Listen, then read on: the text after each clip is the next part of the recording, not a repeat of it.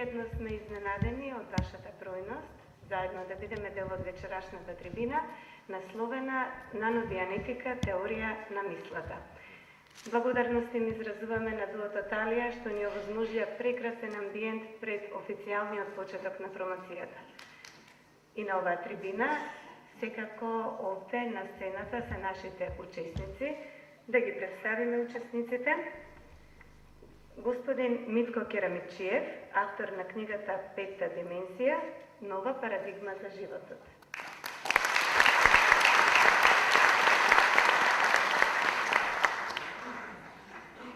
Господица Наташа Митровска, психолог, автор на книгата Кои сме ние.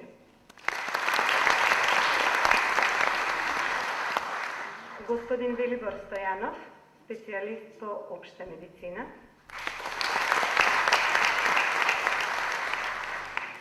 Господин Константин Кешаров Тино, магистар по кинезитерапија.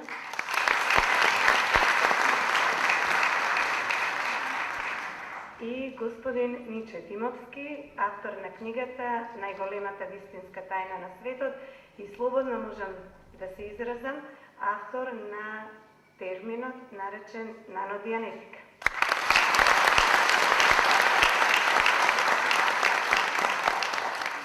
Од сите нив вечерва ќе слушнеме како можеме да влијаеме на нашиот живот и на случувањата околу нас. Како да управуваме со нашите мисли, нашата свест и нашата подсвест. Како нашето добро расположение зависи единствено од добрата мисла. Дали некогаш ви се случило да помислите на некого силно, да посакате да го видите или да го слушнете и одеднаш ви звони телефонот и етево, секако дека ви се случило. Или пак многу често се будиме само неколку секунди пред да задзвони алармот. Ни се случило, но тоа не е случајност. Едноставно, нашите мисли имаат енергија и имаат моќ. Да погледнеме на почетокот еден видеоматеријал кој што на прв поглед е изненадувачки, фасцинантен и делува помалку волшебно.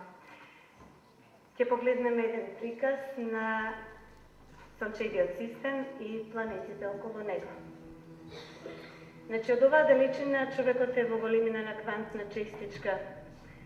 Ја гледаме нашата планета Земја, видно поголема од Венера, Марс, Меркур и Плутон како најмала. Веќе на следната поголемина следуваат Јупитер и Сатурн, потоа Уран и Нептун, Земјата е видно во помали димензии, а Плутон е едва видлива. Сонцето. Планетите во Сончевиот систем, и забележувате, сега Земјата е навистина во многу незавидна големина, а Плутон речиси не го гледаме. И ова се другите планети во звездениот систем. Најголема е Арктурус, Полукс, Сириус, а нашето огромно Сонце едва го забележуваме. И сега после ова се прашуваме колку сме големи ние. Иако нашите учесници во своите излагања ќе ни потврдат дека секој човек е единствен и неповторлив уникат, сепак со ова што го погледнавме, се прашуваме колку сме големи, колку се големи нашите грижи, нашите проблеми со кои што секојдневно се оптоваруваме. Едноставно, треба само да се грижиме животот да не го изгубиме од вид. Од оно што го погледнавме во таа точка во која што е опишана нашата земја, во неа се содржани сите наши вери, сите наши религии, сите влади, држави, сите земји, сета флора и фауна, сиот раскош и сета сиромаштија, сета омраза, сите наши доблести, сите мани и сета наша љубов. Едноставно 6 милиарди луѓе во грч кој никако нема крај.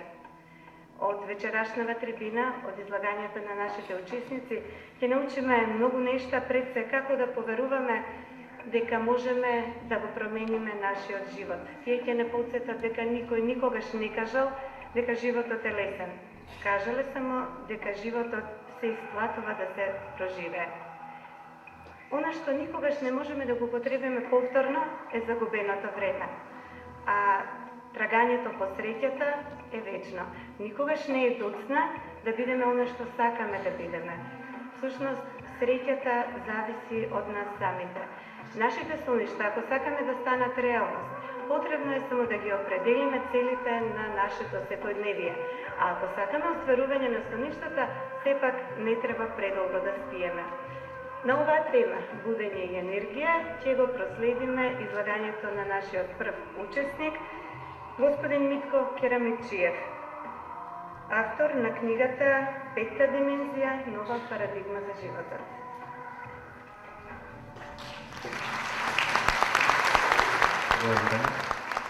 Добро вечер на сите. Еден потомок на еден славен писател се работи за Стивен Џојс, потомокот на ирскиот писател Джем Џојс, авторот на култниот роман Уликс. Во својата книга Teaching an Anthill to Fetch, значи тешко би можело да се преведе тоа, кој го разбира англискиот јазик, мислам дека јасно му е. Пишува за едно мало морско животинче, чиј што латински назив е Urochordata tunicata. За што се работи? Уште во состојба на ларва, тоа животинче слободно лебди во морската вода, трагајќи по идеално место да се укотви. Значи место каде што ќе се зацементира и од каде што ќе лови својата единствена храна планктонот. Оно што е интересно со тоа животинче е откако ќе го најде тоа место, се случува еден невиден феномен во животинскиот свет, а тоа мало животинче го јаде сопствениот мозок.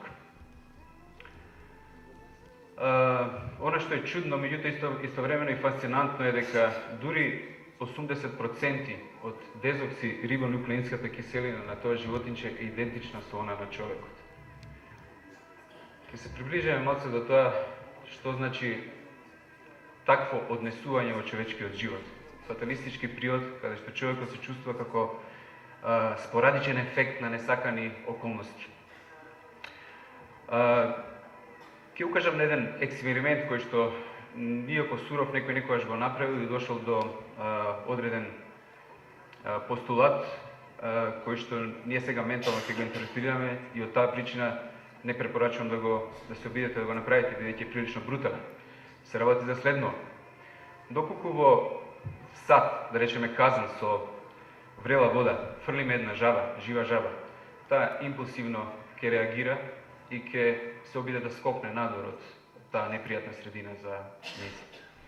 Меѓутоа, ако во истиот тој сад имаме вода со собна температура, со амбиентална температура, и ја ставиме жабата во тој сад, тогаш нема да има никаква реакција, бидејќи жабата ќе се чувствува во еден природен животен амбиент. Меѓутоа, ако постепено, суптилно, со мали подгревања, ја вжештиме таа вода, на крај од експериментот ќе добиеме варена жаба. Зашто се работи? Всушност, тие суптилни промени на кои што сме ние секојдневно изложени, се случуваат во нашиот живот и ако сме несвесни креатори на истите, нема да забележиме дека на крајот ќе се чувствуваме како варена жаба. Туку ќе го имаме оној ефект на несакани околности кои што несвесно сме ги креирале. Значи, во најавата на целиот овој настан беше употребен израз будење. Значи, со овие два примера што ви ги давам од животинскиот свет, на некој начин се приближувам до она што представува будење на човекот. За какво будење ќе стане збор во остатокот од оваа трибина, во продолжението од оваа трибина. Премногу луѓе во мојот живот и мојата професија среќавам кои што се жалат на животните околности.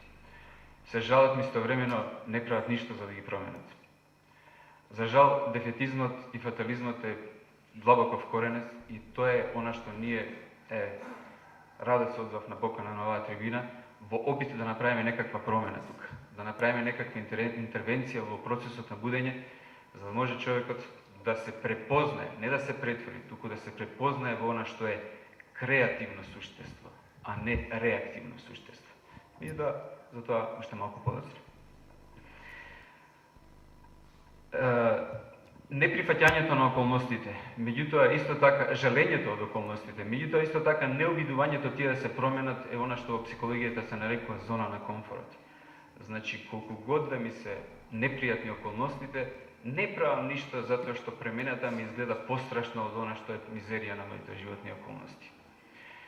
Само човекот ја има таа способност, нели, да живее во околности кои што се непријатни за него. Секој друг жив створ, може би со исклучок само на ова животиче за кое што стана збор во воведот, се обидуваат да го променат, да променат локацијата и да направат локацијата на своето делување, на својот живот и да постигнат нешто повеќе за себе. Дали е тоа повеќе храна, дали е тоа поголема среќа, дали е тоа побогат емотивен живот, сеедно, она што представува некаква цел за нас. Кога е човекот во прашање, природата на квантите честички, можеме, значи, да подвлечеме еден знак на равенство, значи синоним се мислите. Мислите се тие кои што представуваат прескок од нематеријална во материјална стварност. Понатаму во тој процес, мислата предизвикува визија, визијата предизвикува чувства, мислите исто така ги предизвикуваат нашите дела. Значи, ние делуваме врз основа на тоа што мислиме. Може би да се случи да зборуваме различно од тоа што мислиме, што многу често се случува. Меѓутоа, конзистентна е врската помеѓу нашите мисли и нашите дела. И се разбира, на крајот од нашите дела има одредени резултати. Значи, ова на некој начин не приближува до сознанието, кој што сакам, јас имам желба лично, значи да дојдеме до тоа сознание, до оно што го нарекуваме процес на будење, да биде препознавањето на тој линк помеѓу нашите мисли, нашите дела и резултатите што ги постигнуваме во нашиот живот. Во пета димензија, нова парадигма за животот, цела една глава од 17 страни имам посветено на верувањата. Таа глава се вика верувањата, робство или слобода. Поднасловот е нова парадигма за животот. Што сакам да кажам со тој поднаслов? Што е парадигма? Прво да расчистиме со тој поим. Значи, тоа е една ментална шема, која што еднаш кога се усвои, делува од нашата подсвест, механички. Се однесуваме така како што се однесуваме и не можеме до крај рационално да го објасниме тоа наше однесување. Значи, тоа се парадигми. Тие механички делуваат од нашата подсвест на начин кој што изгледаме дека сме роботизирани. Убавата вест е дека тие парадигми може да се скршат, може да се распаднат, свесно да ги промениме со позитивни, да инсталираме нови, кои што ќе бидат конструктивни, затоа што парадигмите имаат рок на траење. Кога еднаш ќе станат деструктивни, свесно мораме да ги отфрлиме, за да можеме да инсталираме нови. Јас милувам да го живеам својот живот на начин на кој што ќе се само распаднат тие нови парадигми, тоа што ќе се исполнат задачата. Ќе се само распаднат пред напливот на новото. Зошто ако денеска го правам она што го правам, што сум го правил вчера, тогаш јасно е кај ќе бидам утре. Ќе бидам таму каде што сум денеска. Ако сакам утре да бидам на друго место, тогаш уште вчера сум требал да почнам да размислувам на друг начин, тоа да произведе нови дела денеска, за да можам да очекувам оправдано утре да бидам на друго место, во други околности. Okay. Значи, сето тоа е возможно. Промената на мислите е точката од каде што почнува се. Значи, единствено човекот има моќ да ги контролира своите мисли, да го контролира, да го мониторира, да го посматра својот мисловен процес. Ниедно друго живо суштество не е во таа состојба. Затоа единствено човекот е ко-креатор на животот. Ниедно друго суштество. Okay. Значи, мојата перцепција на поимот будење почнува тука. Да се препознавам како ко-креатор на мојот живот и наместо да плачам дека моите животни околности не се како што посакувам, да направам нешто активно. Конкретни потези за да го променам тие животни околности, да ги направам такви како што сакам. Верувам дека до крајот на оваа трибина многу работи ќе бидат појасни, а јас имам само 7 минути и тие завршија. Благодарам. Будењето секогаш може да ни го покаже оно што не може да стане. Будењето едноставно има моќ зборовите да ги претвора во дела. Да се обидеме вечерва кај сите нас да преовладуваат позитивни мисли, но позитивни мисли над кои ќе имаме моќ. Едноставно визуализацијата во нашите срца нека се преслика во нашите животи, затоа што вистинската среќа е единствено во нас самите. Следува видеоматеријал преку кој ќе разбереме моќта на мислите, а веднаш потоа на истата тема го слушаме излагањето на психолог Наташа Митровска, автор на книгата Кој сме ние. Значи, мислите се оние од кои што се потекнува. А каде ќе ни бидат мислите? Каде ќе ни се движат нашите мисли, нашите размислувања? Пак зависи од тоа каде ни е насочено вниманието. Вниманието е всушност оној фокус кој што ја придвижува таа универзална енергија, која што е во нас и која што е во се околу нас, односно квантните честички на енергија. Вниманието е всушност оној што ги кани мислите. Вниманието има ефект на лупа. Таму каде што ќе го насочиме нашето внимание, тоа нешто се зголемува, се проширува. Додека она од што ќе го одземеме нашето внимание пак, се намалува. И со време, ако не му посветуваме внимание, исчезнува. Тоа е всушност и основата на начинот на кој што ние креираме оваа наша реалност. Понатаму, кој тогаш одлучува на што ќе ни биде насочено вниманието? Предпоставувате, тоа сме самите ние. Значи, ние свесно или несвесно одлучуваме за тоа каде ќе ни оди вниманието, каде ќе ги упатуваме нашите мисли, на што ќе ги задржуваме нашите мисли. Што пак тоа значи? Тоа значи дека во голема мера ние тоа несвесно го правиме. И многу често ни се случува да дозволуваме несакани содржини да имаме од мисли да имаме во умот. Например, кога си дозволуваме да умот ни го преокупираат мисли предизвикани од она што го гледаме на вестите, разните програми телевизиски, од печатените медиуми, така натаму, црните хроники, негативните настани за кои што ќе слушнеме, лошата економска ситуација, рецесијата во која се наоѓаме и така натаму. Ако дозволуваме тоа во најголема мера да ни го окупира вниманието, тогаш мислите ќе ни бидат таму насочени. И во тој случај, таквите наши мисли ќе предизвикуваат создавање на соодветни негативни емоции, а ние тоа обично не го забележуваме. Тие негативни емоции пак ќе предизвикуваат создавање на негативна, односно на снижена вибрација. Тоа е онаа вибрација која што ние постојано во секој момент ја оддаваме кон надвор, ја оддаваме во стварноста. Значи, таа наша вибрација е всушност резултат на нашите доминантни мисли и емоции. И таа најмногу зависи, значи, од тоа каде ќе го насочиме нашето внимание. А што би било, например, ако го направиме тоа обратно? Ако не дозволуваме несвесно нашиот ум да се занимава со мисли што не ги сакаме и што знаеме дека ни предизвикуваат лоша вибрација, која што лоша вибрација потоа привлекува негативни настани од нашето окружување, предизвикува негативни ситуации, ни донесува негативни луѓе во нашата околина.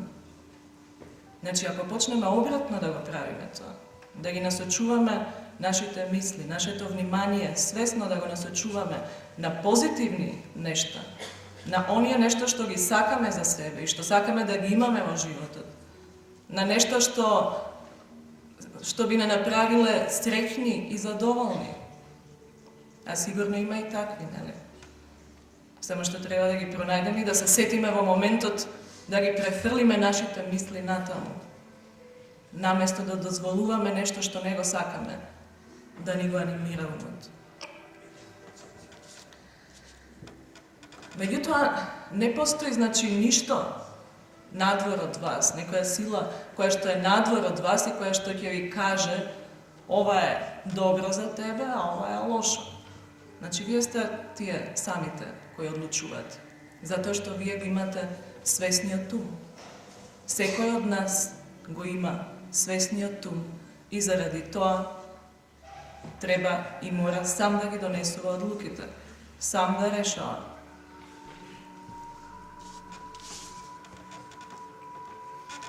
Психологијата и неврофизиологијата и експериментално докажа дека нашиот мозок не разликува што е добро, што е лошо за нас. Тој исто така не разликува што е минато, што е иднина, за него се е сегашност. Што и да му понудиме на нашиот мозок, како мисли, како слики, тој тоа го сваќа како сегашност, тој тоа го сваќа како наредба, како наша желба, дека токму тоа сакаме, да ни помогне да го оствариме. Мозокот како врховен командант, нели, на нашето тело и на се она што ни се случува во животот. Затоа, ако му понудиме на умот мисли од типот само да не се разболам, или само да не ми се случи да паднам на испит или да ми падне прашање што не го знам, само да не ми се случи да не успеам во она што го работам, во некој проект, тогаш, кога сме фокусирани на тој начин, на она што не го сакаме, во умот создаваме такви слики, создаваме слики на неуспех, создаваме слики на болест, создаваме слики на нешто што всушност не го сакаме и од кое што се плашиме. И токму тоа најчесто ќе ни се случи, особено како што видовме и од прилогот, ако тоа го појачуваме со тие негативни емоции, емоции на страв, емоции на нервоза, бес и така натаму.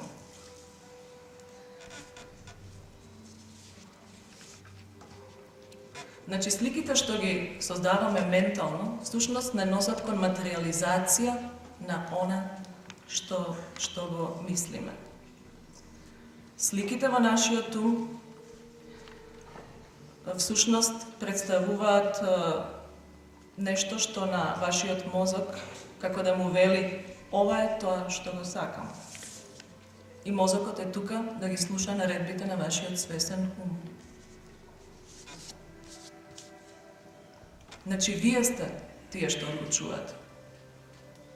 Нема ништо што ќе ви каже вака направи. Значи, ваше е да решите, ваше е да направите нешто, да направите некаква активност кон она што сакате да се случи. Меѓутоа, прво и основно, морате да имате сликата на она што го сакате во умот. Мислите да ви бидат натаму, да ви бидат на успешност на она што сакате да го реализирате, а не обратно.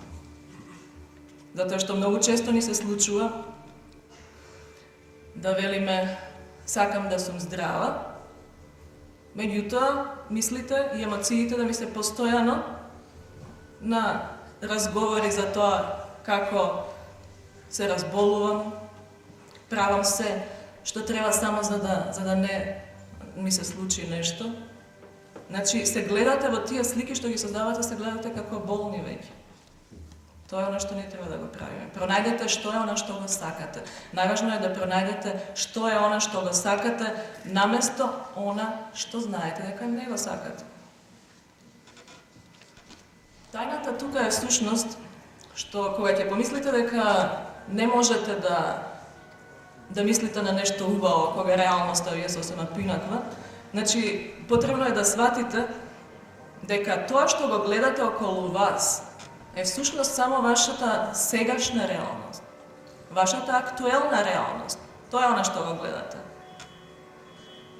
А вашата актуелна реалност е всушност резултат на вашите досегашни мисли, емоции, верувања, убедувања, ставови што ги имате. И кога ќе почнете да ги менувате тие ваши мисли, емоции, верувања и така натаму, вие ќе почнете постепено, побрзо или пократко или подолго време, ќе почнете да менувате вашата актуелна реалност во некоја многу подобра. И ќе дојдете до ваша утрешна подобра реалност, до ваша подобра иднина.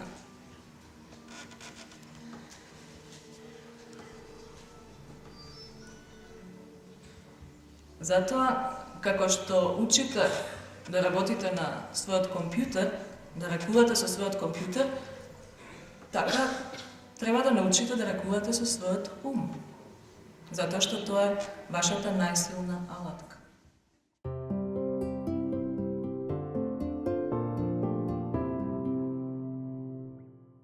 Исклучително важно нешто е тоа што сакам да го кажам во нашата работа на теоријата околу теоријата и концепцијата на нанодианетиката е тоа што ние го разделивме мозокот, тоест мозочната кора, тоа е и така, а таа се состои од свесен дел, составен околу 5%, и подсвесен дел кој ги содржи останатите 95%.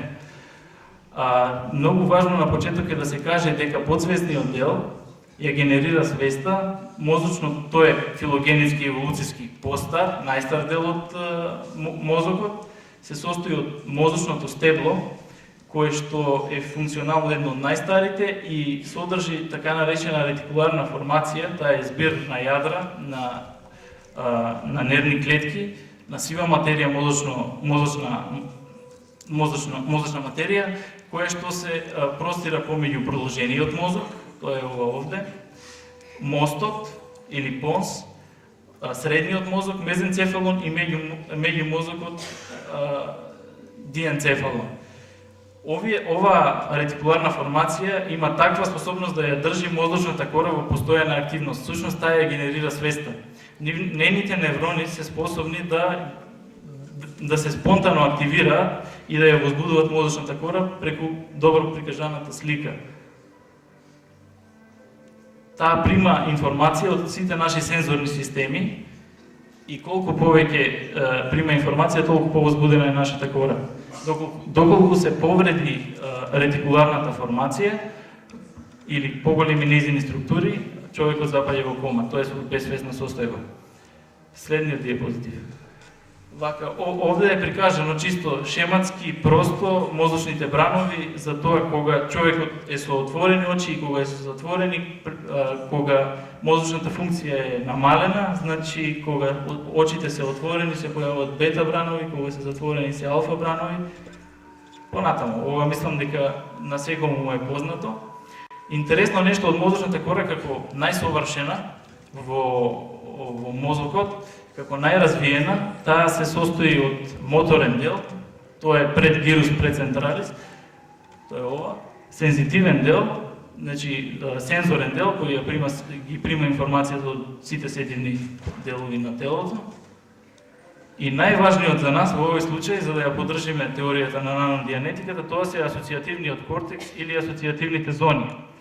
А најважни се префронталниот дел, тоа е ова, а понатаму париеталниот дел или парието-окципиталниот дел и темпоралниот дел. Попросто, за да биде подобро објаснето, може да се раздели на преден дел, на горен заден дел и страничен дел. Овие се важни затоа што тие се невролошки глуви зони и доколку кај нив дојде до повреда не се забележуваат нити парези, нити парализи, нити некакви видливи недостатоци на соодветните личности, а доаѓаат до нарушување на нивната интелектуална и психичка способност. Значи, доаѓа до когнитивен пат на нивните највисоки способности. Така, понатаму следниот диапозитив, значи, тие асоцијативните зони како носители на нашето размислување, како носители на нашата способност за креативно планирање, понатаму ја предаваат информацијата на лимбичкиот систем, кој е веќе дел од подсвесниот дел на мозокот, меѓутоа има таква способност што врши поврзување помеѓу свесниот и подсвесниот дел. Тоа го прави преку своите структури, некои од нив ќе ги споменам затоа што се исклучително важни, иначе како цело лимбичкиот систем е толку важен што тој може да се нарече креатор на нашите емоции. Сите сме свесни дека без емоции ниту едно нешто што би го посакале или што би го планирале, тоа тешко би можело да се оствари.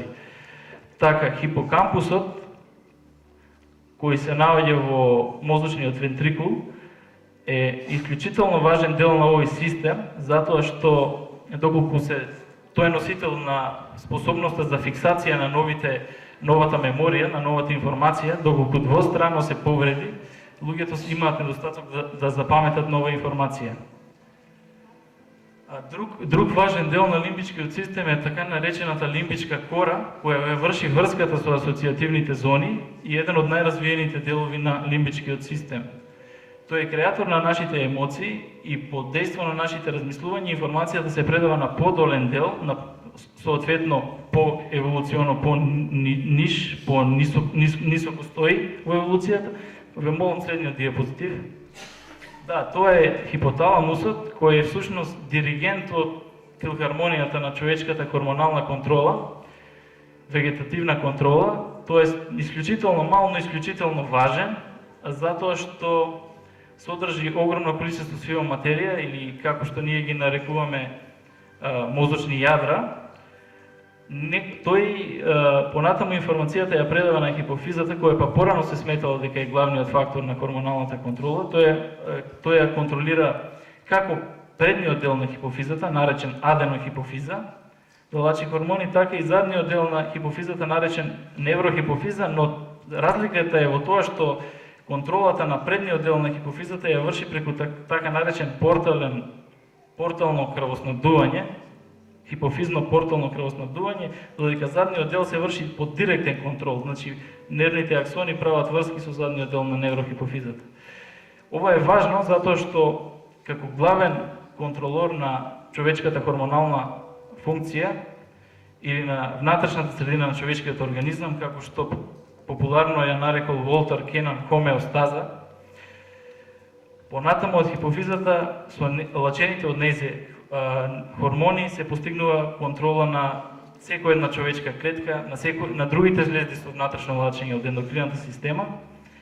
И така, доколку ние започнеме, извршиме промена во нашите мисли и успееме да ја предадеме на лимбичкиот систем и тој на хипоталамусот, соодветно на хипофизата и оттаму до секоја човечка клетка, ние би можеле да го промениме нашиот дух, нашиот ум и би биле посреќни и би живееле посреќен и повесел живот. Понатаму следниот диапозитив.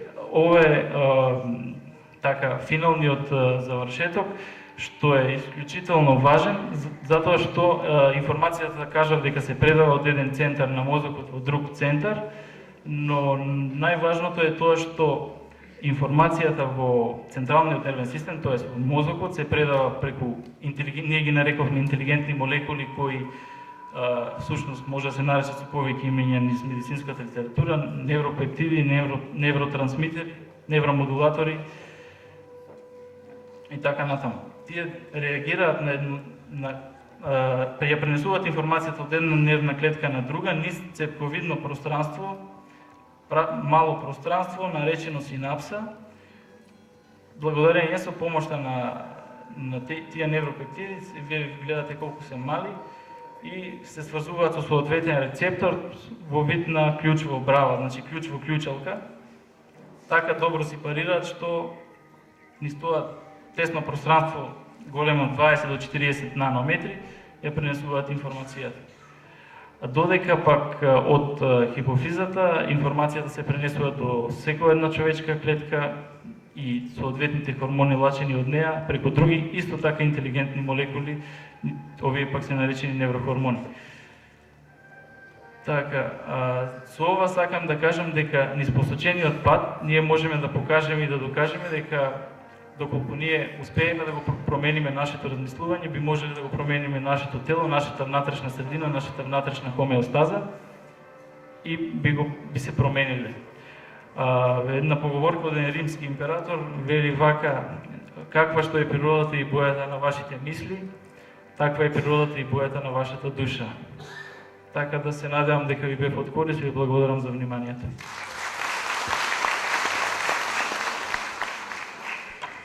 Она што може да ни го донесе мигот, не може ни целиот живот. Големиот Вилијам Шекспир рекол: времето е многу бавно за оние што чекаат, многу е брзо за оние што се плашат. Времето е многу долго за оние што плачат, а премногу е кратко за оние што слават. Времето е вечно само за оние што љубат. Да, секое срце исполнето со љубов и благодарност, исто така секогаш е исполнето и со среќа. За мислите и емоциите и за моќта на молитвата ќе зборува магистер по кинезитерапија Константин Кешаров Тино.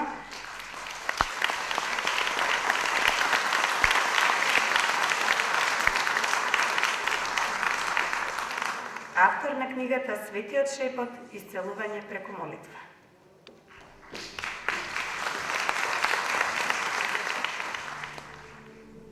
Би сакал да го започнем овој говор, кој што не го спремав воопшто. Го дозволив овој миг да бидам отворен за она што протекува како информација, која што треба да допре до вашите срца. Би започнал со прашањето зошто сте присутни и зошто дојдовте.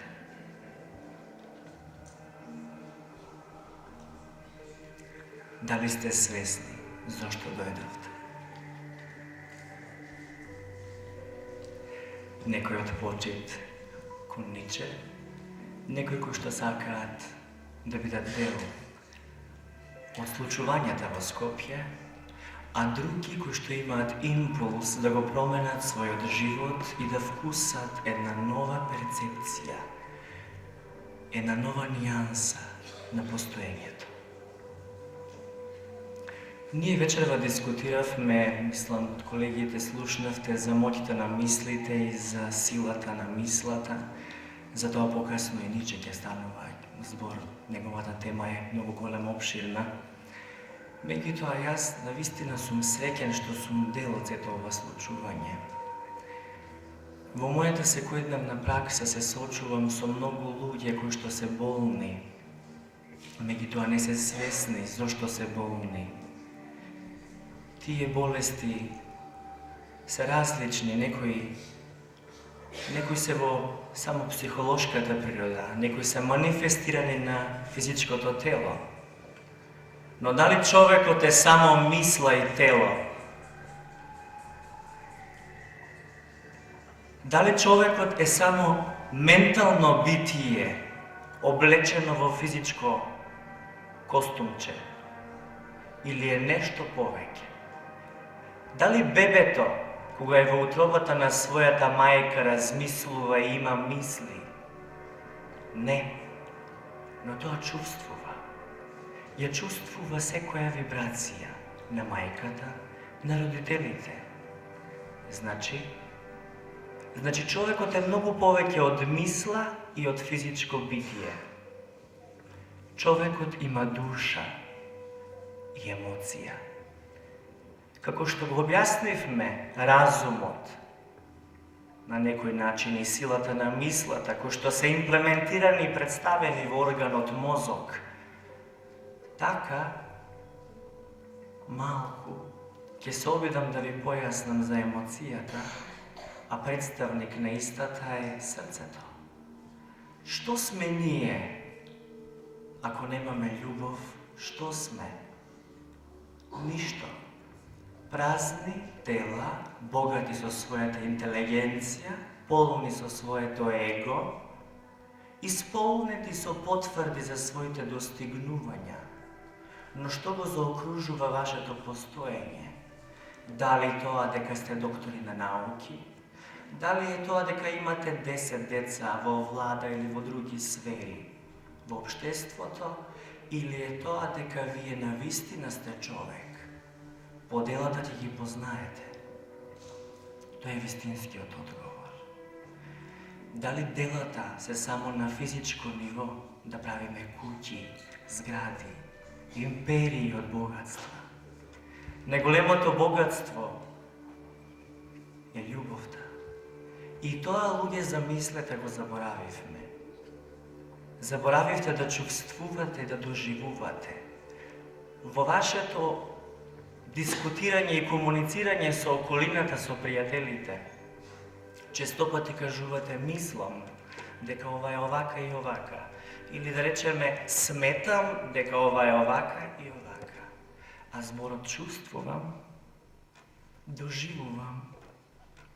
Едноставно живееме во една доба кога е време на големо будење, преобразба, и тоа се вика духовна еволуција. Оваа духовна еволуција надоаѓа како миг на спознание дека мислам значи постојам е погрешно, чувствувам значи постојам. Бидејќи Каде се луѓето кои што не можат да размислуваат и имаат некој проблем?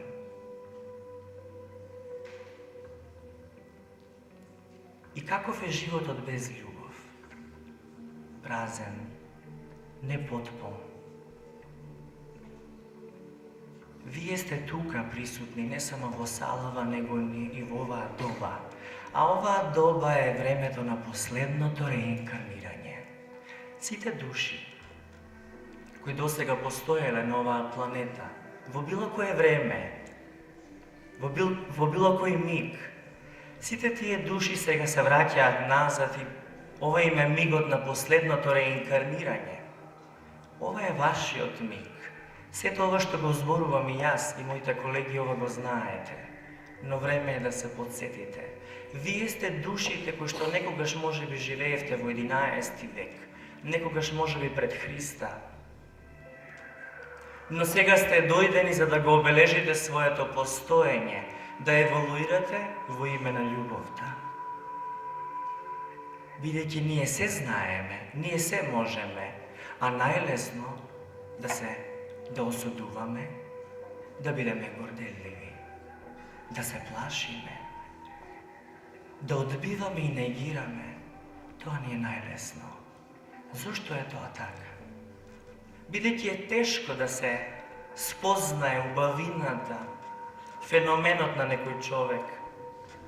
Тежок е мигот на перцепција за тоа што го бара отварањето на вашето срце. Кога вашето срце ќе се отвори, кога вие ќе бидете спремни да уживате во секој миг полн со љубов, кон се она што ве обкружува, тогаш вие ќе знаете што е тоа божествена енергија која протекува низ вас. А таа енергија е енергија на животот.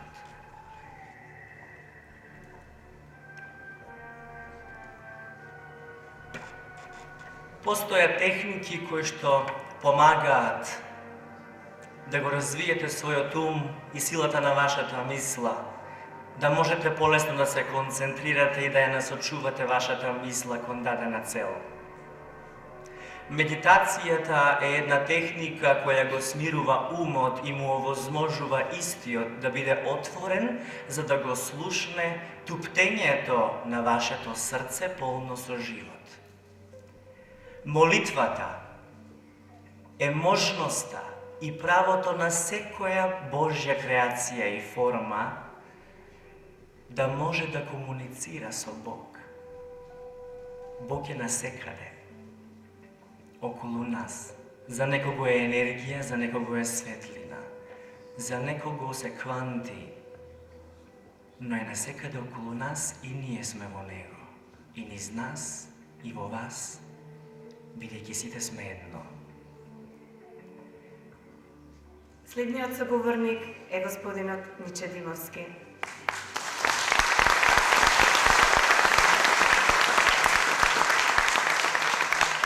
Животните случувања, животниот тек, преточени во неговата книга Најголемата вистинска тајна на светот, всушност е и причината поради која тој почна да трага по таа тајна. Тајната ни ја донесе на сите нас и во книгата, како и вечерва овде пред сите нас, ќе открие дел од својот личен живот. Но не само тоа, ќе ни открие и нови патокази и нова верба во собствената среќа. Но пред да го слушнеме господинот Ниче Димовски, мали сегменти од книгата Најголемата вистинска тајна на светот ќе ни презентира господинот Никола Бомбас. Сето тоа, за оние што не го познаваат, ќе им помогне да откријат кој е всушност Ниче Димовски.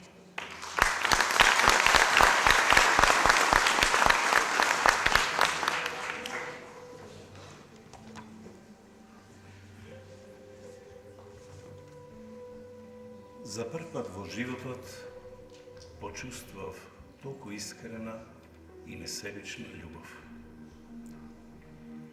Како да слушнав шепот, блажени се чистите по срца, оти тие ќе го видат Бога. Погледнувајќи го во очите, забележав дека на се што ќе помислам, тој ми одговараше веднаш, преку мислите. без воопшто да ја отвори устата. Ми беше дозволено да прашам се што ќе посакам и да добием одговор на се што ме интересира. Од развитокот на светот, па се до неговиот крај. Помислив на Македонија, на царот. Кога мојот македонски народ би дознал само дел од вистината, како ли ќе може тој да ги скроти егото и суетата? Открив дека најчистото нешто, што никогаш не може да се менува, е вистината. Но кој да ја каже, а да при тоа не биде исмеан од непријателите и од неверниците. По неколку денови ги отворив очите.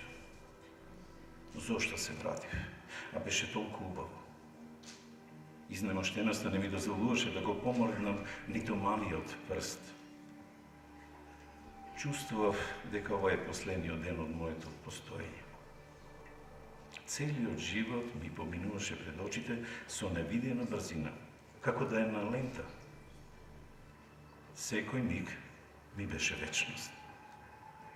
Додека сонцето заоѓаше од мојата десна страна, си велев: сите пари на светот да ги имам, утрешниот ден не можам да го купам. Одеднаш се седив. Колку време од животот потрошив за беззначени работи. Ми прелета мислата дека човекот се надева и кога ќе изгуби секаква надеж. И тогаш решив: ќе преживеам, морам да ја измамам смртта. Не може да е посилна од мене. Имам толку голема тајна, што ми е дадена на чување, и морам да ја кажам на мојот народ. Мора да се вратам во Македонија и да го исполнам аманетот. Кога луѓето би ги дознале мислите на Бога, што би се случило со овој свет?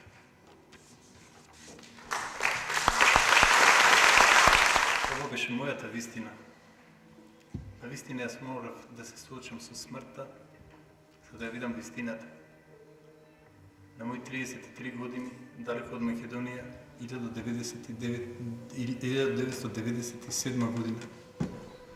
И во моментов, додека сме ние овде, на планетава секоја секунда умираат 3 до 5 луѓе. Многу од нив би живееле подолго, кога би знаеле една многу едноставна техника.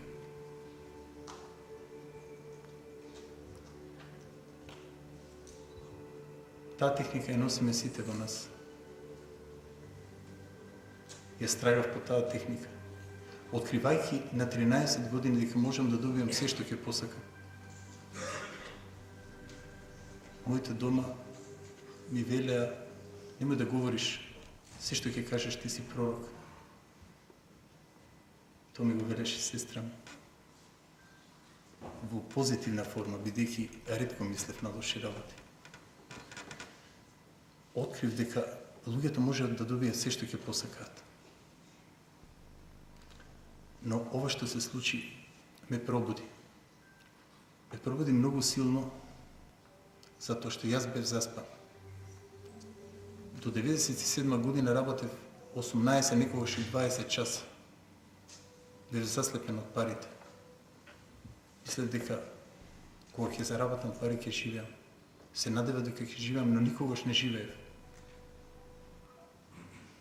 Додека моите пријатели одеа на одмор и шета, јас имав многу повеќе од нив, но бев заслепен само од едно, од парите. Сватив дека јас само му давам на животот, а ништо не побарав од него. Разбрав дека несвесниот живот не е вреден да се преживее. Тоа го рекол и Сократ македонецот.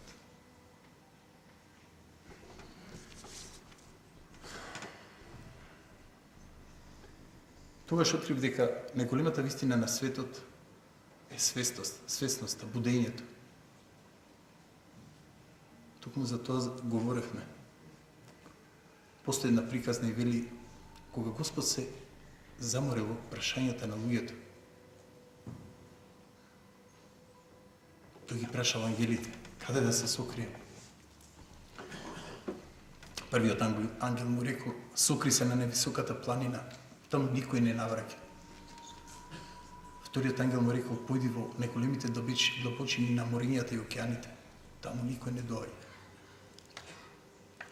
Третиот ангел му рекол, третиот ангел му рекол, појди позади месечината, таму никој не може да те види. Ова со гласов е најверојатно затоа што јас не говорев со години за ова. Прв пат сакам вам да ви ја кажам вистината. И тоа е нормално. Значи мозокот дава команда.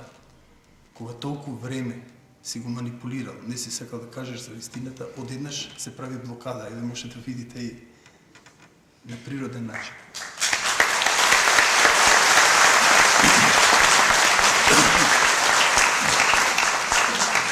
Тогаш третиот ангел му рекол, качи се на месечината и сокри се позади сенката, таму никој не може да те види. Господ го погледнал веднаш неговиот најмудар ангел, кој му одговорил, Господе, сокри се во срцата и душата на луѓето, таму никогаш никој не наминува, не навраќа. Во сите од нас е Господ. Но ние не сме свесни. И токму затоа ние ја бараме вистината насекаде околу нас. Трагав по метод со кој можам да им помогнам на сите. Знаев дека кога го открием, ќе донесам добро за сите луѓе на земјината тука. Со години истражував, шетав по светот, тогаш решив, кога ја наживеа смртта, си реков, од сега ќе го работам она што јас го сакам, она што од секогаш копнеев. Сакав да летам, летав со параглайдери, со балони, со едрилици, шетав по светот. Трагав по тајната, се консултирав со теолози, со медицинари, со парапсихолози. Ја барав вистината за оној паралелен свет, она што јас го доживеав.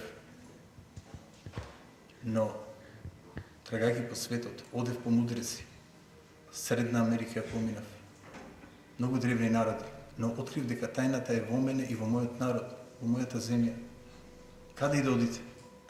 Вистината е во вас. Кога ќе се пробудите, тогаш ќе ја најдете вистината.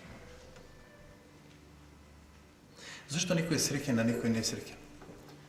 Зошто некој е богат, а некој сиромав?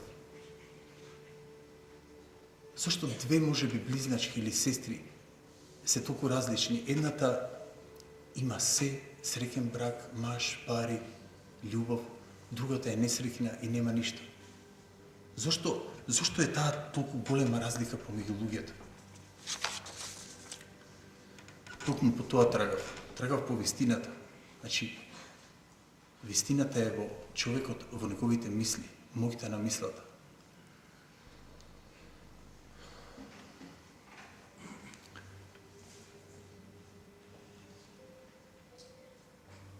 Често пати си велев кога јас потрошив толку време, зашто тоа да не го дадам на мојот народ, кој може за само неколку дена да го научи тоа, на многу едноставен начин, но бев преморен за да одам од човек на човек. И затоа не говорев никому. Дури после една емисија во Гласот на народот, ми се јави сестра ми, со која сме многу блиски, и ми рече, 30 минути разговараше јас дека возев и ми рече, зошто, брате, никогаш не ми кажа ти за ова? Јас не знам што да ги кажам, ми реков, сестра, ти никогаш не ме праша. Некев да говорам за тоа што немав докази, но ги сублимирав науките. Сите оние науки кои кога ќе ги сублимирате, откривате дека ние сме едно исто. Токму она што го говореа моите пријатели. Ние сме една иста енергија. Атомот, и да не се навраќам на сето тоа, го има многу сликовито напишано во книгата.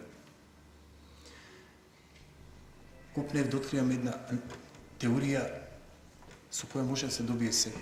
И таа теорија ја нареков нанодианетика. Зошто нанодианетика? Нано е милиардитиот дел од метарот. Дианетика значи во умот, значи најситното во умот, мислата, клетката.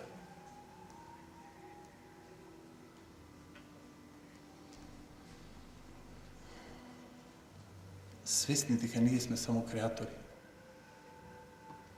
И ние може да добиеме се она што ќе посакаме. Знаев дека кога толку сликовито ќе го објаснам, да можат и други да го разберат, секој човек ќе може да го примени тоа.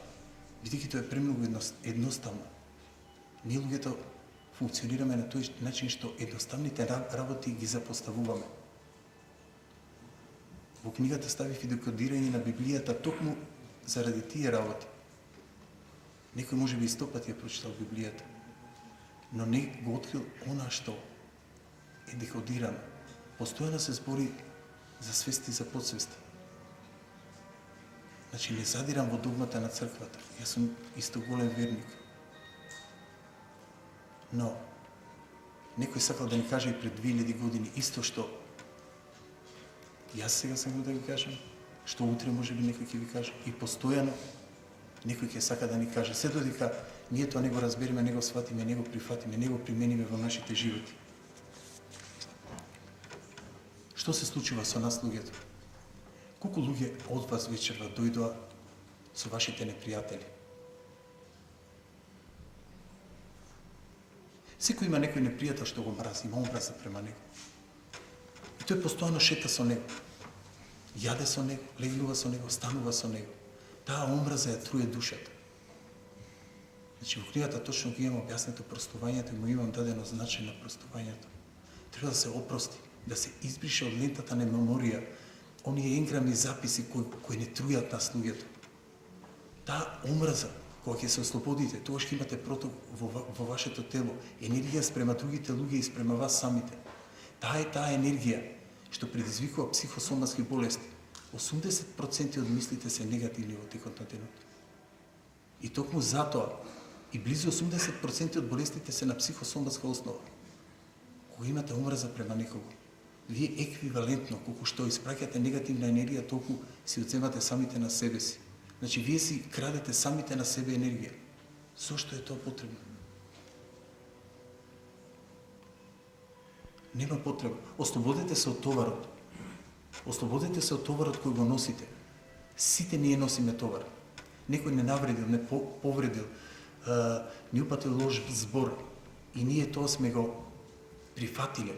Доколку не го прифатите зборот кој ви се испраќа, тогаш никој не може да допре до вашето срце и вашата душа. Ние сме огледало. Во другите го бараме она што го имаме самите во себе си. Сте приметиле, може би. Некој човек што е лош и во најдобриот човек ги бара лошите работи. Оној што е добар и во најлошиот човек ги бара добрите работи. Така функционираме ние. Ние сме огледали самите на себе си. Кога ќе се фатите во мамка да нешто не ви се допаѓа кај некој човек, проверете што е тоа. Значи, вие го носите со самите себе си. Она што го нема во вас, што го нема во нас, ние не можеме да го приметиме. Само она што е во нас, во нашите души, ние тоа можеме да го приметиме.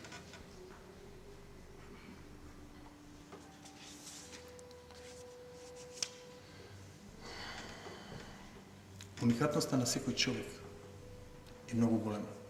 Можете да замислите, ниеден човек нити се родил, нити ќе се роди до крајот на светот, како било кој од нас. Секој од нас има посебна ДНК, посебен отпечаток, око и многу работи кои се уникатни. Замислете каков уникат сте вие. Секој од нас И никој не си го цени здравието. Првата половина од животот го губи здравието, за втората половина од животот да трча по него, но тоа постојано бега. Здравието може многу лесно да се сочува. Постојат начини. Само треба да се промени исхраната, треба да се променат мислите и треба да се спортува. Таа енергија, кај што има застој на енергија, кога мразиме некого или не функционираме, тој застој на енергија предизвикува болести во органите. Значи, има застој на енергија во клетките и клетките не можат да се ослободат од тие отрови. И тоа се случува најопасното. Почињаат да умираат клетките, а со тоа почнува да го напаѓа и органот од телото. Но знаете едно, ако е на психосоматска основа, дури да се извади тој орган, ако продолжите да мразите некого, по 3 до 4, може би и 5, но и 5 да е, повторно болеста ќе нападне нов орган. Треба секој да се ослободи од омразата, од негативната енергија, од оние 80 мисли што мислиме негативно. Кога ќе се ослободите од негативната енергија, тогаш болестите нема да навраќаат кај вас. И се е тоа во круг. Ако продолжите и после втора операција, ќе дојде и трета и четврта, верувајте, тоа секогаш се случува. Оние психосоматски болести, кои не можат да се излечат од надвор, тие се лечат одвнатре, со промена на биохемискиот состав, кој може да го предизвика мозокот. За само 4 дена може било која болест да се елиминира. И најопасните болести. Има многу случаеви кога има блиски кога морав да помогнам. Имам мој многу добар другар, кој знам дека е тука, не можам да го видам, за кого ми се јави и ми кажа дека 99,9% е мртов. 4 доктори од клиниките кажа дека човекот ќе умре. Тоа му го кажа и на неговите родители. Замолив да ме пуштат, само да му направам плацебо ефект. Плацебо ефект е она кога некому ќе му дадете и чаша вода или апче, било какво, и ќе предизвика хемија во мозокот, што значи се работи за мислите. Ако тој поверува дека ова е лекот, од овој момент почиња хемиска реакција во мозокот. Тој ги регенерира сите органи. Медицината остана шокирана. Еден од докторите на клиниката му рече: ќе мораш да дојдеш со мене во Париз на светски симпозиум. Зошто го праша? Затоа што кога јас ќе говорам за тебе, сите ќе ми се исмеат, но ако те видат, ќе ми поверуваат, затоа што на милиарди луѓе се случува само еден случај таков. Тоа е нормално. Тоа може да го направи секој. Само точно треба да ги знае зборовите, изразите, афирмациите, формулите кои се поставени во книгата. Како можеме да му влијаеме на мозокот? Што треба да му наредиме за да прави? Ние користиме 5% од мозокот. Тоа е овој мозок сега, што функционираме ние. 95% не е активен, тој е реактивен ум. Постојат начини како ние да му дадеме команда на него. Како да му наредиме. Всушност, и тоа е целта. Да научиме како да ги користиме ние 95% од мозокот кој можеме да го манипулираме. Тие 95% од мозокот се како еден пресметувач, идиот или како сакате. Тој воопшто не размислува вие што размислувате. Тој само ги извршува наредбите. Ако подсвесниот мозок поверува дека ова е бокал, ако свесниот мозок поверува дека ова е бокал, тогаш и подсвесниот мозок ќе верува во тоа. Значи, тој верува само во она што го гледа свесниот мозок. Тука е манипулацијата. Среќавав многу луѓе, а и вие сите го користите овој термин нанодианетика. Имаме вечерва еден пример со кој ќе ви прикажам како во нашиот град еден човек е примерен нанодианетиката, привлекувајќи го сето она што го сака. Тоа е Зоран Илиев, куќата му е овде, знаете, на 50 на метра. кој сакате после може да ја погледате, значи Зоран Илиев со Пекар Роджер. Ќе погледате како тој ја примирил наногенетиката на совршен начин. За да се уверите што се случува кога мозокот ќе поверува и во она што не е вистина. Ако успеете да излажете подсвеста, тогаш таа ќе ги оствари сите желби. Не постои нешто што не може да се оствари. Не постои нешто што не може да се добие. Независно тоа дали е љубов, дали е среќа, дали се пари. Се што ќе посакате можете да добиете. Всушност во тоа е и моќта на оваа техника.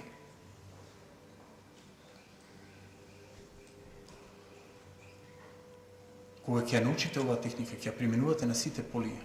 Тоа е толку едноставна техника, што ќе можете и да објаснувате на други. Всушност и тоа ми беше целта. Да може јас да ја објаснам многу едноставно, за да можат и оние кои ќе прочитат книгата да ја објаснат на едноставен начин.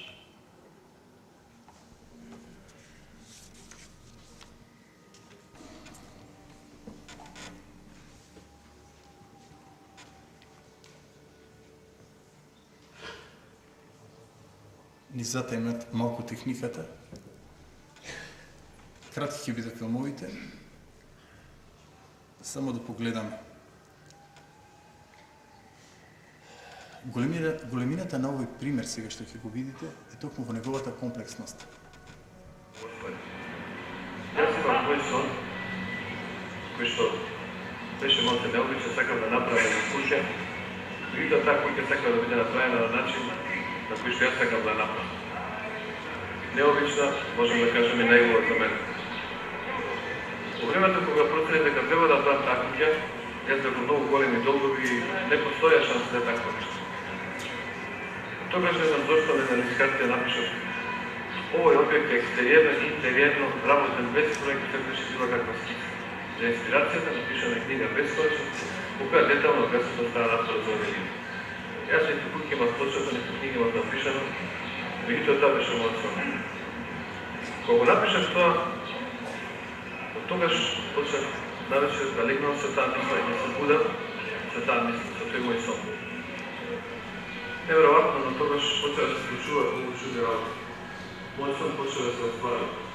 Полека, до таа фаза да сите реплики што ме јавува, нешто да ми си ги кажуваше како да ги решам, како да стигне до сон.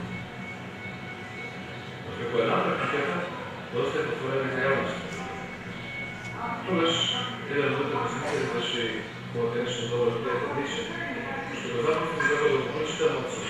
Тој ми кажуваше се научно како всушност се случило и како дошло до реализација на мојата. Тој толку ми изненаден што не може да верувам дека некој може научно да ми ги прочита мислите и да го покаже, да го докаже тоа што мене ми се случуваше. Ова е тој мој сон што јас го реализирам.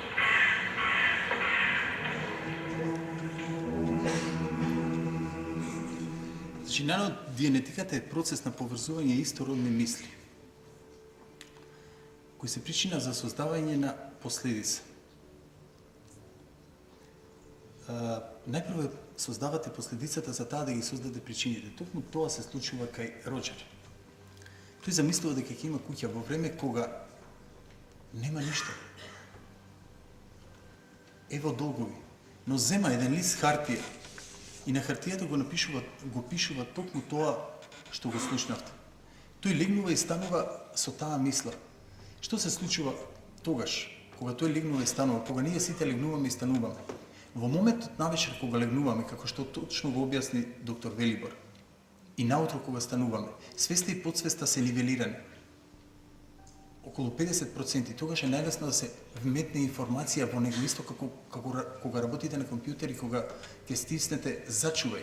Значи, вметнувате информација и тој безусловно ја прифаќа. Тоа може да се случи уште првиот ден. И тогаш што се случува во мозокот? И вие имате желба, една мисла. Тогаш тој трага по бесконечен број слични или истородни мисли за да може да надгради таа мисла и да оствари целта. Кај мозокот Не постојат ограничувања. Бесконечен број на комбинации, како што е Вселената, како што е хемијата, со менување на еден атом, токму така и кај мозокот. И токму затоа јас го нареков тоа нанодиенетика. Инспирација ми беше нанотехнологијата која се бави со поврзување на атоми. Инспирација ми беа матичните клетки. Значи, вие најпрво имате последицата за таа да ги создаде причините. Кога имате последицата, мозокот се бори со сите сили, го става целото искуство и знаење во спрега за да може да ја исполни целта. И тогаш ни една цел за него не е остварлива.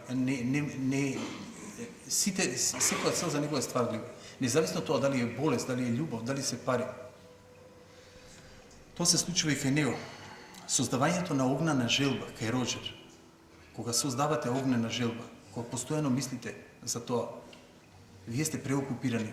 Секоја мисла задржана подолго од 10 секунди создава толкова енергија што привлекува истородни мисли. Замислете еве уште вечерва, што сакате да ви се оствари.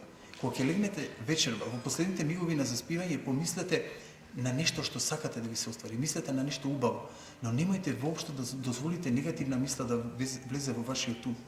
Немојте да мислите на вашите непријатели, зашто тогаш се руши како од кула од карти. Позитивната мисла е многу моќна, но доколку дојде само една негативна мисла, таа ќе ви сруши кулата од карти. И тогаш се прашувате, како? Јас го правам тоа, но не можам. Да, но вие имате омраза према нешто, према некого, према можеби вас самите. Затоа треба најпрво, пред да ја примените нанодиенетиката, да простите сами себе си, да простите на другите и да ви простат вам во мислите. Не мора да трчате од човек на човек за да простите. Токму тоа го разработувам. Значи, најпрво треба да се исчисти мозокот од тие негативни мисли. Кога ќе простите на лентата на меморија, се ќе биде чисто. И тогаш, вие во душата ќе бидете чисти. Се што ќе побарате, ќе добиете. Тоа е многу едноставен начин. Некои го бараат Бога на небото, но Бог најпрво е во нас самите, а потоа било каде на земјината тук. Мозокот се прифаќа праволиниски, како што рече Наташа. Мозокот не размислува за вчера и за денес. Тој размислува сега, во моментот. И ако вие мислите на нешто лошо за некој, тогаш тој подсвеста го запишува во подсвеста и мисли дека вие тоа го сакате за вас и вели да, мојот Господар го бара тоа. И одеднаш се чудите зошто вас ви се случува. Кога мислите на добро, тогаш ви се случува добро. И постојано е така. Најдобар доказ за тоа како функционира подсвестниот мозок и хипнозата. Кога еден хипнотизер ќе земе човек и ќе го хипнотизира и ќе му каже дека во просторијата е ладно, тој започнува да се тресе независно од тоа што просторијата е многу топла. Што значи хипнотизерот има директна моќ да командува со неговиот подсвесен мозок. Ги занемарува тие 5%, бидејќи тие 5% веќе се во друга таласна димензија. Значи, автоматски ја дава командата на подсвесниот мозок. И оној што е доле може да биде горе, само треба да ги промени мислите. Но како функционираат луѓето? Најтешка работа им е да се променат. Најтешка работа кај секој човек е да се промени и да му ги дадете на сиромавиот сите пари на светот. Тој ќе отиде на другиот крај на светот и тој ќе ги потроши и пак ќе биде сиромав, бидејќи такви се неговите мисли. Се тоа е еден затворен круг, што е многу едноставен. Моќта е во едноставноста.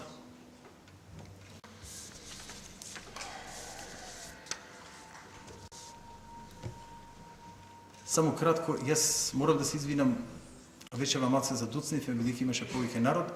Уште многу само краток еден филм, 2 минути, да видите што се случува со водата. Што се случува со водата? Водата има, науката кажува дека има 2 милиарди вибрации во секунда. Водата е со различна енергија. А што сме ние? 80% сме вода. Замислете како се програмираме. Емоциите имаат моќ. Емоцијата има моќ на оваа вода. А замислете што се случува на нашето тело. Ќе погледате сега.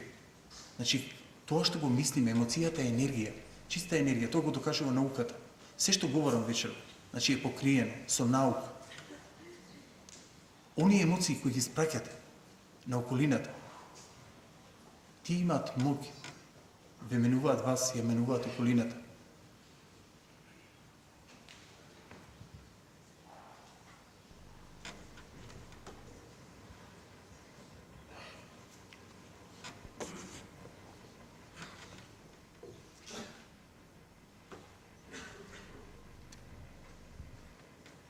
Погледнете ги кристалите сега, како ја менуваат формата.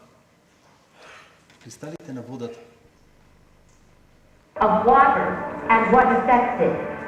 Now, water is the most receptive of the four elements. Mr. Emoto thought perhaps it would respond to non-physical events.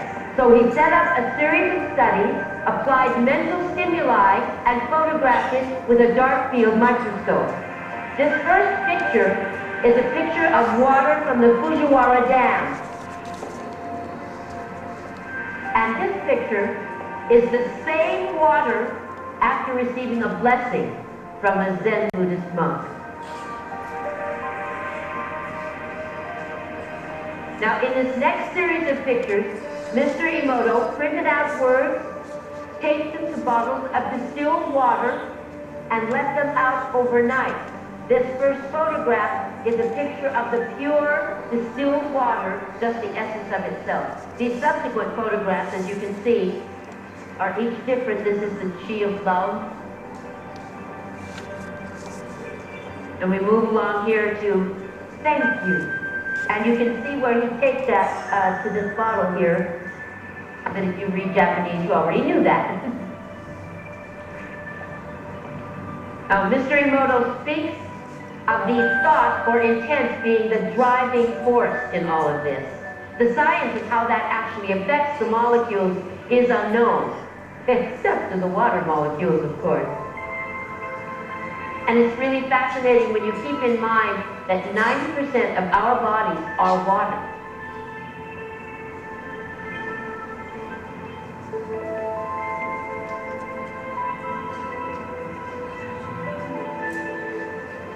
Makes you wonder, doesn't it? If thoughts can do that to water, imagine what our thoughts can do to us. И токму ова е точно. Ако може тоа да го направат на водата, што може да ни направат на нас? Што може да ни направи на нас секоја мисла, секоја емоција? Таа енергија, која ние ја испраќаме самите на себе и на другите, или некој ни испраќа на нас, таа ја менува структурата, молекуларната структура на водата. Оваа вода е H2O, насекаде, на целата земјина топка, на секое место од планетата, но водата не е сегде во иста молекуларна структура. Во Венецуела постои една вода која е 40.000 пати со поголема енергетска вредност од водата од чешма, затоа што е местото недопрено. Единствено водата, замислете, е во 3 агрегатни состојби. Од се на земјината топка. Единствено водата, обратен процес има од сите материи. На топло се шири, а на ладно се собира. Ако Бог сакал да се вгради во луѓето, тогаш влегол преку водата, преку меморијата на водата. Само ова е мое, другото е наушно покриено. Значи, можно и тоа. Бидејќи ниедна капка од водата, откако постои светот, до сега не е изгубена, ниеден молекул.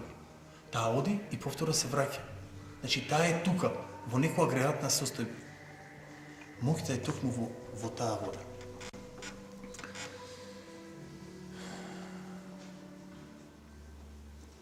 Да не заборавиме дека ние сите можеме да изедеме колку што ни дозволува апетитот. Другото парче од лебот е за некој друг. Дайте ми го него како што јас вам ви го давам вас со љубов. Дайте му љубов, подарете им љубов и добрина на вашите најблиски, на вашите деца, научите ги да сакаат. Кога ќе се очистат од негативна енергија, тоа го има во книгата, кога само една генерација ќе ги сопре енграмите и записите кои патуваат во нашите глави, тогаш се ќе се промени. Ако се створи таа критична маса од 3%, тогаш се менува. Замислете, ние во нас имаме енграми од пред 10-20 генерации и тие патуваат. Ние правиме нешто што правиле некои од нашите предци. Токму тоа треба да го сопреме. Секој од вас има некого кого го сака и почитува. Токму вечерва нему купете му и подарете му книга, а јас вам ќе ви подарам книга. Значи, со една купена книга ќе добиете уште една книга и ќе добиете CD гратис. Вечерва за прв пат сакам да ја промовирам и да ви ја покажам македонската молитва која јас ја напишав пред 4 години. Ја објавив пред 1 година и вметнав во неа намерно 3 изрази. Да видам, а знаев, дека ќе се јават сите непријатели на Македонија. Само со 3 изрази.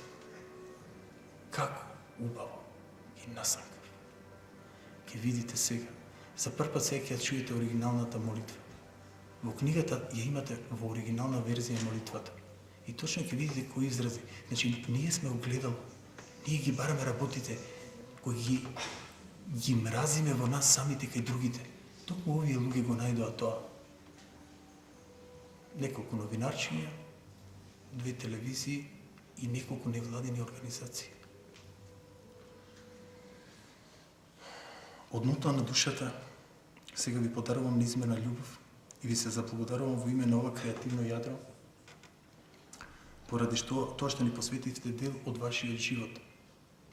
Јас знам да го ценам животот, знам да ги ценам вашите моменти, затоа ви се заблагодарувам. Запомнете го она што ви го дадов вечер, љубовта. Сакајте ги вашите најголеми непријатели и сторете им нешто страшно. Убите ги со љубов. Ниедно зло не може да се спротистави на љубовта и добрината. Да ги научиме нашите деца да даваат љубов, да знаат да ја примаат. Вечерва започнуваме света војна на љубовта со вас, со вашите најмили, за нашата мајка и за незиното име, Македонија. Да ви благодарам.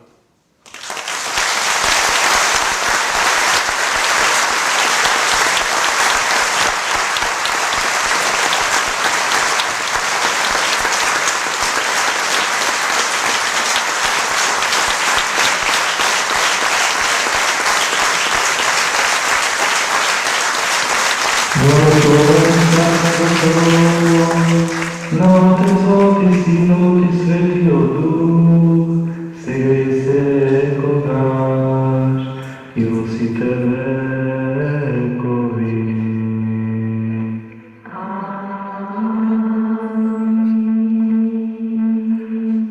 Господе, премили Боже, кој си на небото.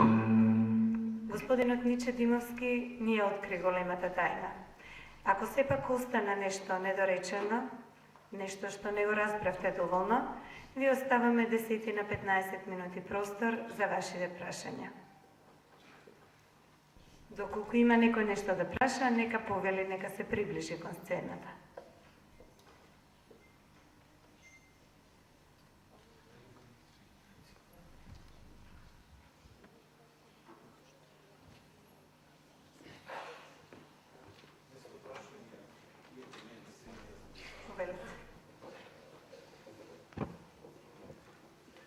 Вечерва ја слушнавме молитвата. А таа представува и огледало на душата.